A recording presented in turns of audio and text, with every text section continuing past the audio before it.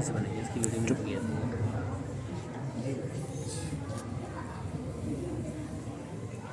إن الحمد لله نحمده ونصلي على رسوله الكريم أما بعد فأعوذ بالله من الشيطان الرجيم بسم الله الرحمن الرحيم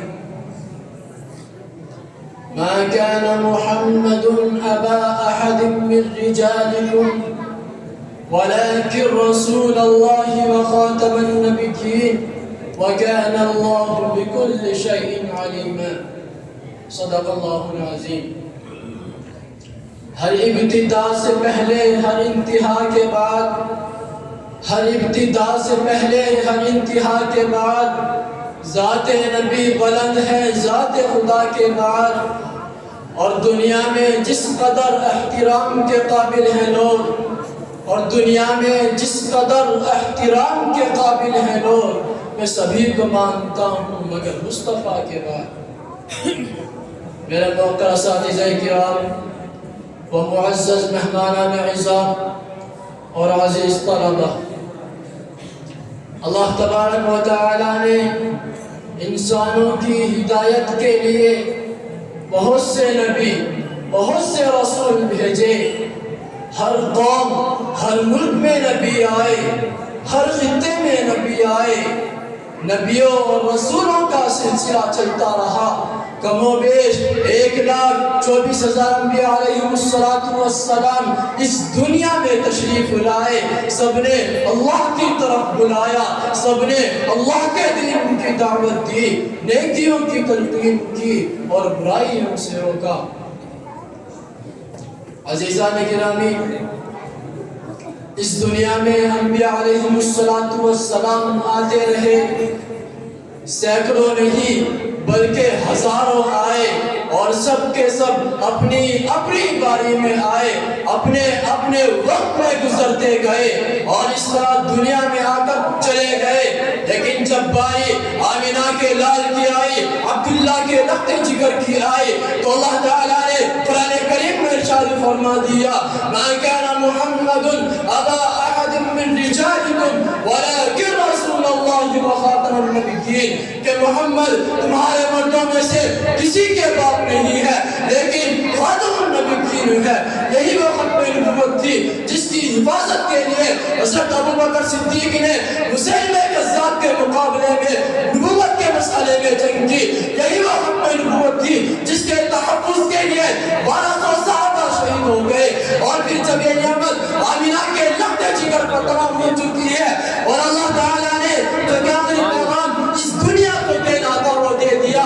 فرمایا: اليوم اکملت لکم دینکم واتممت علیکم نعمتی ورضیت لکم الاسلام دینا. اس پیغام کے آ جانے کے بعد میں آپ سے معلوم کرنا چاہتا ہوں کہ وہ کون سی بلا ہے، وہ کون سی ضرورت ہے جس کے لیے ہم نئے نبی کا انتظار کریں، اور وہ کون سی ضرورت ہے جس کے لیے ہم نئے نبی کی تلاش کریں، اور وہ کون سا مسئلہ ہے جس کو اسلام حل کرنے سے معذور ہے. اور مرزا قادیانی اس کا حل کراتا ہے. مرزا قادیانی انگریزوں کا نبی تھا، مرزا قادیانی جھوٹا و مردود تھا، مرزا قادیانی کذاب و مردود تھا. اے مرزا، ذرا تو یہ بتا کہ تجھے نبوت کیسے ملی؟ مرزا کہتا ہے کہ فنا فی اللہ فنا فی رسول کے ذریعے سے، یعنی اطاعت خداوندی، اطاعت رسول میں میں نے اس درجے کمال کو حاصل کیا، ریاضت اور تقویٰ کے ذریعے اس کمال پر پہنچا کہ میں نبی بن گیا. میرے عزیزوں، ذرا دل پر ہاتھ رکھ کر فیصلہ کیجئے. اور میں پوچھنا چاہتا ہوں اس مرزا قادیانی سے کہ اگر فنا فی اللہ فنا فی رسول کے ذریعے سے اگر کسی کو نبوت مل سکتی تھی تو حضرت ابوبکر صدیق کو ملتی، حضرت عمر فاروق کو ملتی، حضرت عثمان غنی کو ملتی، حضرت علی کو ملتی، حضرت بلال حبشی کو ملتی.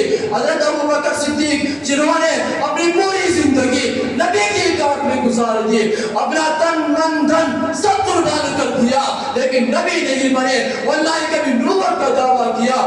حضرت عثمان غنی نبی کے خلیفہ بنے لیکن نبوت نہیں ملی. حضرت علی نبی کے خلیفہ بنے لیکن نبوت نہیں ملی. حضرت بلال نبی کے غلام بنے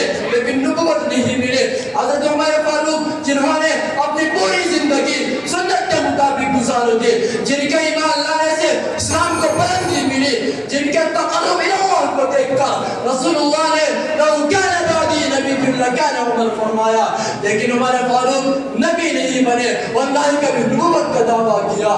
کیوں؟ اس لیے کہ نبوت کا سلسلہ بند ہے, نبوت کا دروازہ بند ہے. اب مجھے بتائیے کہ اب صحابہ کرام فنا فی اللہ فنا فی رسول کے درجہ کمال کو حاصل کر لینے کے بعد بھی نبی نہیں بن سکے. تو اے مرزا قادیانی تو جھوٹ بولتا تھا, تو زنا کرتا تھا, تو شراب پیتا تھا, تو جوان لڑکیوں سے خود لیتا تھا. کیا یہی فنا فی اللہ کا درجہ ہے؟ کیا یہی عبادت و تقویٰ کا درجہ ہے؟ ہرگز نہیں. اب مجھے کہنے دیجئے کہ مرزا اپنی زبان میں جھوٹا ہے, اس کی نبوت جھوٹی ہے, یہ انگریزوں کا نبی ہے, اللہ کا نبی نہیں ہے, مسلمانوں کا نبی نہیں ہے, بلکہ دشمن اسلام کا نبی ہے, شیطانوں کا نبی ہے.